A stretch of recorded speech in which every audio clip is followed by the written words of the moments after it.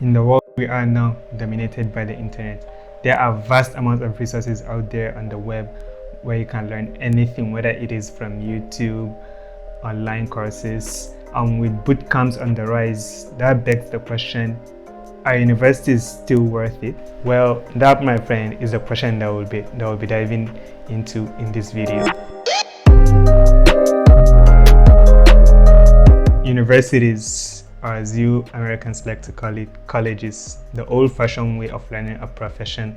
You apply, get enrolled, learn for 4 years, go to lectures every day for 4 years, and you finish, you graduate, you get your certificate and become a professional. Universities are still the most dominant way of getting into a profession, but that is slowly fading away. And if you are getting into the tech industry, then that barrier is even lower because there are boot camps and you can learn on your own. There are endless amount of resources you can learn on your own. So what are the factors you should consider when going to a university versus when enrolling in a boot camp or just being self-taught learning on your own?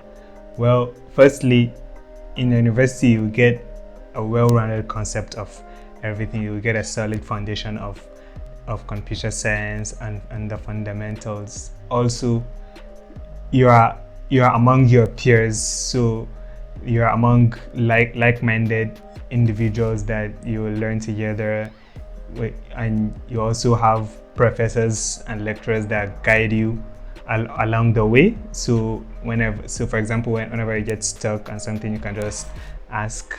So you have that. Also, you have a university is basically 4 years. An average university is 4 years.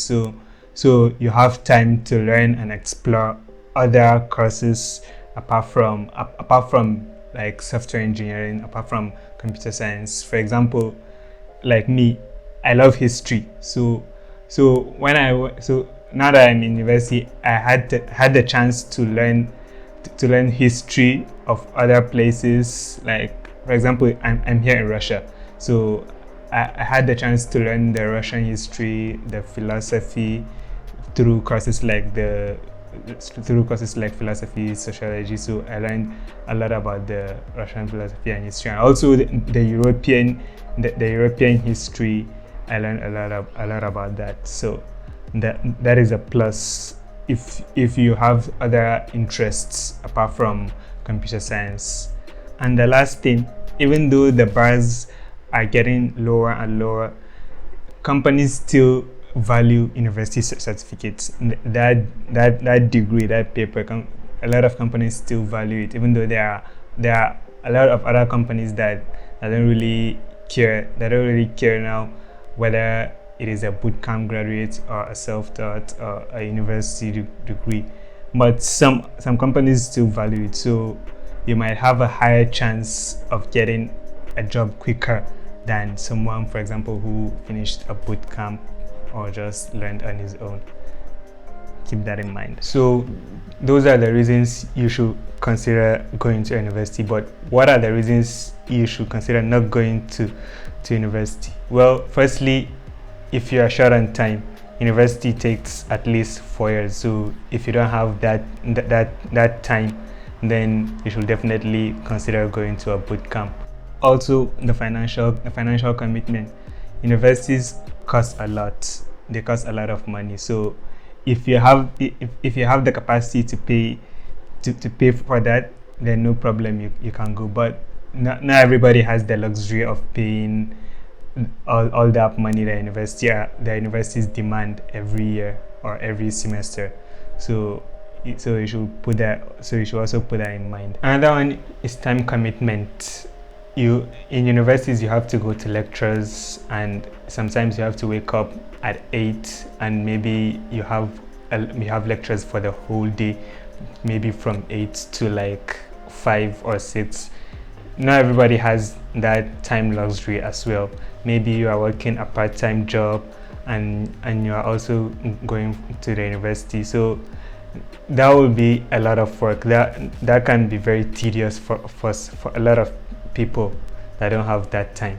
So you should consider the time. If you don't have that time, then you should definitely consider going to a boot camp or learning on your own. So with that aside, let's talk about boot camps. Boot camps have been on the rise lately. A lot of people have been going to boot camps, and there have been a lot of boot camp graduates. That it has come to an extent that companies no longer even care whether you came out from a boot camp or from a university. So when should you consider going to a boot camp? Because a lot of boot camps also require financial commitment and time commitment, some even more than universities, because the average boot camp is just about 3 to 6 months. So, and it involves rigorous training, and you have to be very quick at learning. Even if you're not, you have to commit a lot of your time in order to learn in that short period of time. Some boot camps require up to 30-40 hours a week, even 50 hours a week, in order to keep up with the pace. So when should you consider going to a boot camp? Well, if you have that time and you can dedicate that amount of time for the study, then you can go to a boot camp. If you also have the money to pay, everybody also has some boot camps charge up to $12,000 just for that amount of time. So not everybody has the luxury to pay that. So if you don't, then you should consider learning on your own, the self-taught route. As for learning on your own, the self-taught route, well, this I could say even university students can be self-taught, because even after you learn from lectures and stuff like that, you have to come and also learn on your own in order to solidify, because in the university they're not gonna teach you everything. Like they're not going to teach you till you master a certain language. You are going to learn like 5 or 6 different languages before you graduate. So you can't keep up with that pace. So you have to come and still learn on your own. In a boot camp is a little bit less, since you are going to, mostly boot camps you are going to concentrate on a certain tech stack. Maybe you are going to learn what do you call it? MERN stack, Mongo Express React Node. Maybe you're going to learn something like that, or you're learning something different, a different stack. So it's a little bit different. But in a self-taught, you have the freedom to choose anything you're interested in. So it offers more freedom, but it is lonely, because you are mostly learning on your own, except if you are part of maybe some of the online dev communities that have been coming up lately. So that will be a little bit easier, but mostly you are learning on your own, and you won't know whether you are going on the right path or not. So that would be something that can be detrimental. If you are going on the wrong path, you don't know if you are doing the right thing or not. And if you are doing the wrong thing, nobody is there to tell you whether you are doing the wrong thing. So that can be bad for your learning, for the whole learning. Another thing when you're learning on your own is also you don't know which resources are good or not. So you might pick something, you might reach maybe half, and then you realize this is not correct, or the resource is not good, or is deprecated, is outdated. So that's one thing that you may likely come across, and that can be very, very demoralizing, because you will feel like you wasted all that time learning something and is outdated. So you have to put that in mind. You have to be careful when choosing your resources. And lastly, is way harder to get a job as a self-taught developer. You have to really prove that you have done the learning, you have, and you are ready to get the job. You have the experience, you have the knowledge to get for that job.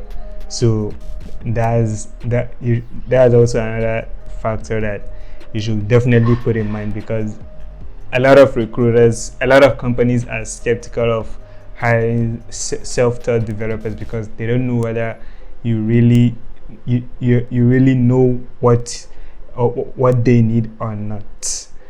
I know the same could be said with bootcamp and universities as well, but that certificate and that bootcamp certificate, sometimes it gives you a bit more credibility than someone who just learned at home on their own.